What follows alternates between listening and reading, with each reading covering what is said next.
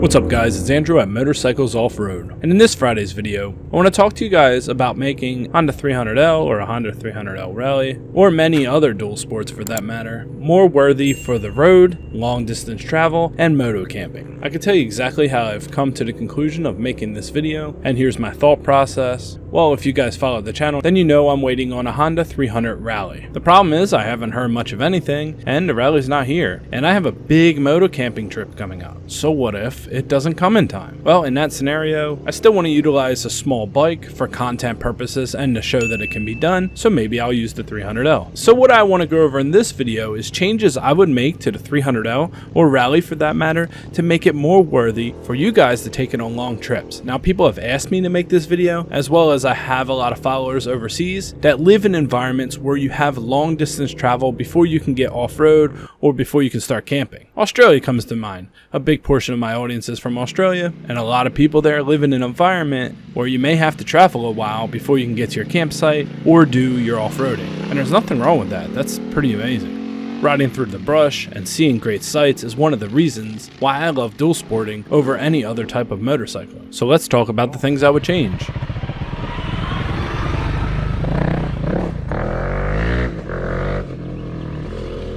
Number one, first and foremost, I would say on a long distance travel, you're going to want to flash your ECU. Now, as you know, I use 550 Performance ECU, and I see a lot of people out there have used that ECU. I have made videos about it if you want more information about that. But the real reason why I feel that you should get an ECU flash is because the total performance change on your motorcycle is pretty dramatic, and it's not too expensive. I feel it's like one of the biggest performance changes you can make for not a ton of money. Now, this is going to go hand in hand with my second upgrade, but the difference is you're going to be able to overtake people and pass them in 6th gear. Now, sometimes, let's say you're downwind or you're climbing a hill, you might have to drop down to 5th gear to try to overtake people on the highway, and it might seem like a daunting task. If you're driving long distances on the road, you're going to want to feel comfortable with the acceleration and power of your motorcycle. So therefore, I think one of the biggest things you should do is, even if you keep the stock exhaust, there's a flash for that. Get your ECU flashed so your bike is more capable. It's crazy how much of a difference this makes.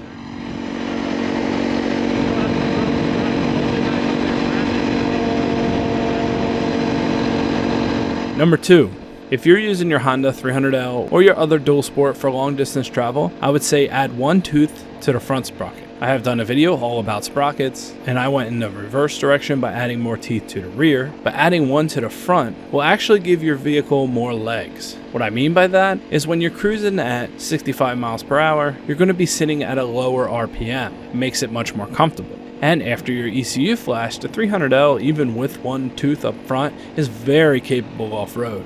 So you'll have no problems with hill climbs and driving through sand and stuff like that, even packed up with your luggage. So if you have the Rally or the 300L and you're doing tons of highway, maybe get a different sprocket for the front, adding the one tooth, going from a 14 tooth to a 15 tooth.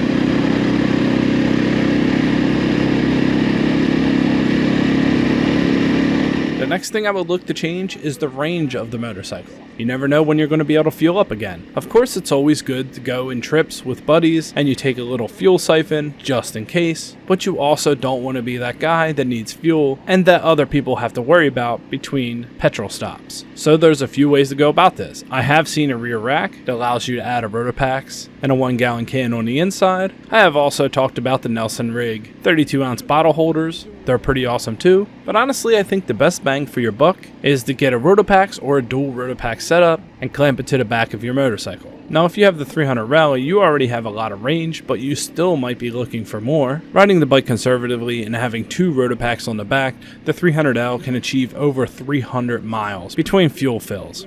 Now, it would be quite annoying that if you constantly have to fill your tank with your Rotopacks, but also having them on the back if you don't need them, it's a good peace of mind and the gas doesn't go bad straight away. I would say after a month to 6 weeks, make sure you do use that fuel, but this gives you the option to have fuel stored right on your motorcycle for multiple different trips for a weekend warrior or for a solid long distance trip if you're traveling a great distance. And like I said, the fuel canisters are great too, so there's a couple different options to go about this, but I do think it should be addressed if you are driving a dual sport for a long distance for moto camping, etc.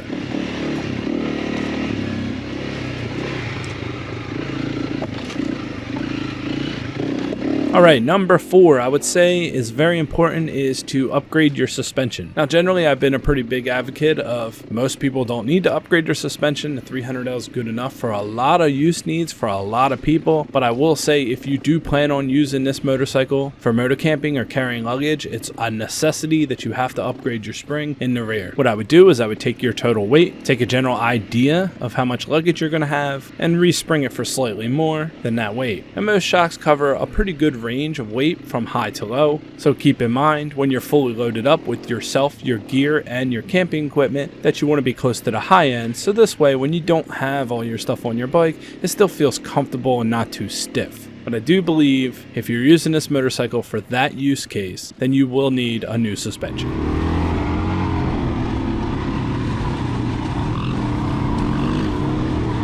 Now lastly, for long distance, there's a couple other things to look at. One of them is your luggage system. Of course, you want something lightweight because after all, this is a dual sport. It's not a huge adventure bike. Increments of weight will affect its performance. So you might have to pack light if you plan on going with a smaller bike. I mean, plenty of people have done it. And then your tires, that's something you should put in consideration. I would probably change my tires, and I would overall think how much percentage is on road versus off road. I mean, some trips you could get a tire and it be completely gone by the time you get close to the close of the trip. So keep that in mind. You do have to consider how much distance you're going to be traveling. If it's something like 1,000 miles, then a lot of tires are already going to be spent by the time you get back, especially if you're doing a lot of road work. In that case, maybe you want something more road oriented, more adventure motorcycle type. And another thing to bring up is some people like wind protection. I know the Rally has a little windscreen. I have not yet tested to see how good that is, but I see a lot of people are going with the front facing fairings or a complete adventure mod front. That might be also something to consider. Me personally, I probably wouldn't mess with any of that, and then I would just deal with the extra wind. But yes, it can get taxing on your body